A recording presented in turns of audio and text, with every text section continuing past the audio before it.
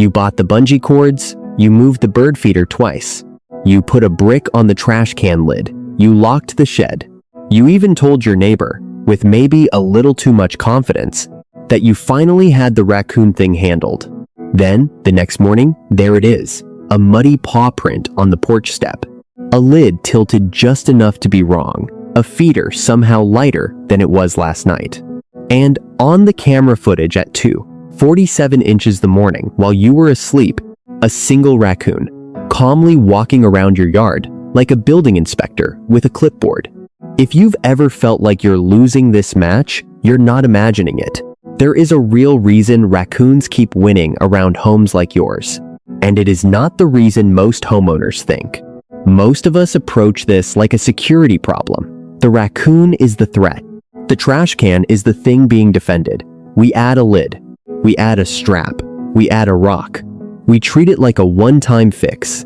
The raccoon is doing something completely different. It is not trying to break in. It is working through a puzzle that, from its side, has a reward at the end: food, shelter, a warm, dry corner under your deck.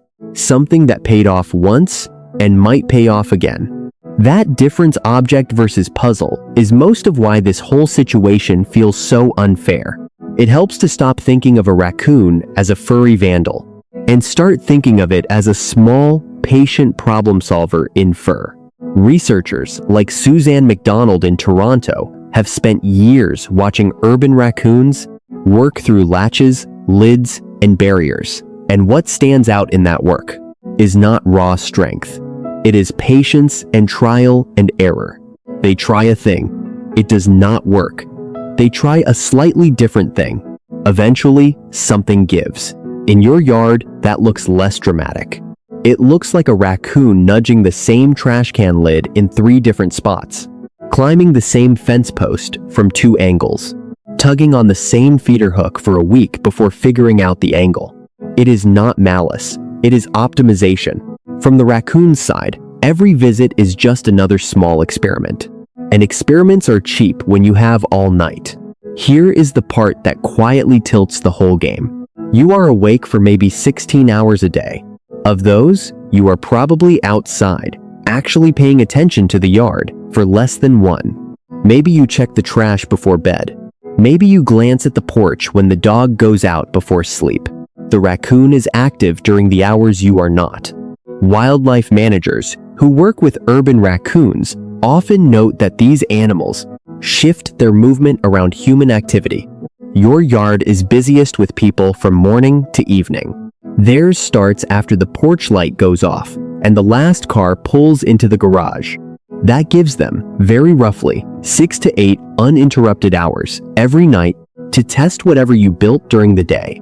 Think about that pace. You spend 20 minutes installing a bungee cord. They get 6 hours to figure out whether it actually does anything. You do that once. They come back tomorrow, and the night after, and the one after that. This is where the problem stops looking random. It is not a fair contest of attention. It is their full-time job and your side hobby. Then there is the toolkit they bring. A raccoon's front paws are unusually sensitive. Samuel Zeveloff, in his work on raccoon natural history, describes how much of their world they read by touch. They probe, they twist, they feel along edges. A latch that feels obvious to your fingers is also obvious to theirs. Sometimes more so, because they do not need to see a mechanism to work it. They can feel through it in the dark. Their nose does the long-range work. Pet food on a porch, fallen fruit under a tree, last night's grill drippings, an open compost bin. These things broadcast much farther than we realize. By the time the raccoon actually shows up at your fence line, it already knows the general menu.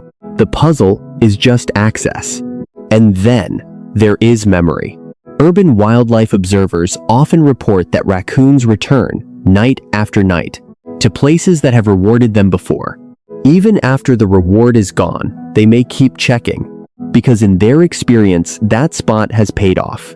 So when you see a raccoon walking along your fence line like it owns the place, it is not exploring for the first time. It is running a route. Trash can, compost, bird feeder, pet bowl, crawl space vent, back to the trash. A loop it has been quietly refining for weeks. You are not catching it on its first try.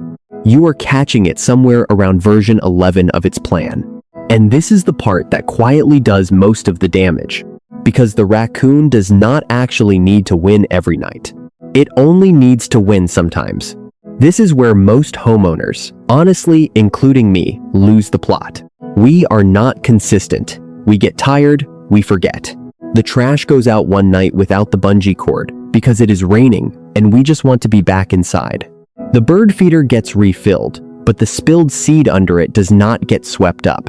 The dog food bowl stays on the back porch one extra night because we ran out of time before dinner. From the raccoon side, every one of those small lapses is a data point. The lid was hard for 6 nights. On the 7th, it was not. The feeder was empty for 2 weeks. Then, suddenly, it was not. The porch was clean for a month. Then, one evening, the smell of kibble. Humane wildlife control professionals often look at this pattern and say something pretty simple. Raccoons are not beating your defenses. They are waiting for the night your defenses slip. And eventually, they do because we are human. That is the real edge. Not strength, not cunning, not some imagined master plan. Just patience meeting our occasional Tuesday night exhaustion. The trash can is not the puzzle. Your week is. Once you see this, a lot of otherwise frustrating things start to make sense. You raccoon-proof the trash can, but you forget the compost bin. You secure the compost bin, but you keep filling the bird feeder the same way. You move the feeder, but the spilled seed underneath stays. You sweep the seed, but the cat food bowl is still on the porch at 9 p.m. Each individual fix is real. Each one matters. But the raccoon is not auditing one item at a time. It is checking the whole property, every night, for any one thing that still works. The important detail is not that the raccoon came once. It is what you accidentally rewarded that made the whole route worth coming back to. So when people ask me, how does this raccoon keep beating me? The honest answer is, it is not really beating you. It is just doing what it has always done, more consistently than you can realistically defend against. It has more time than you. It has better hands for small problems than you might expect. It has a memory for places that have paid off. And it has the patience to test the same setup, slightly differently, for as many nights as it takes. Meanwhile, on your side, life happens. The bungee cord did not go on once. The pet food stayed out one extra night. The garage door was left cracked for 10 minutes while you carried in groceries.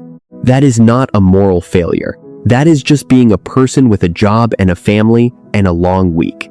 But that small inconsistency, repeated across a yard with multiple possible rewards, is the real reason raccoons seem to win. Not because they are criminals, because they are patient pattern readers and we are tired pattern makers. Once you accept that, the whole thing stops feeling personal.